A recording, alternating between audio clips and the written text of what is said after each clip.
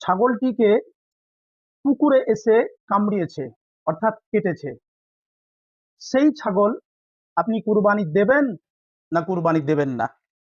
প্রিয় দর্শক, এই মাসআলাটির ব্যাপারে আমাদেরকে জেনে রাখতে হবে।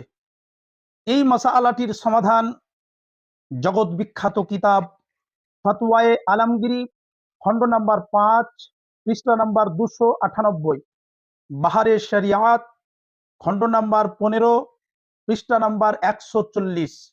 সমাধানটি এইভাবে খোলসা করেছেন,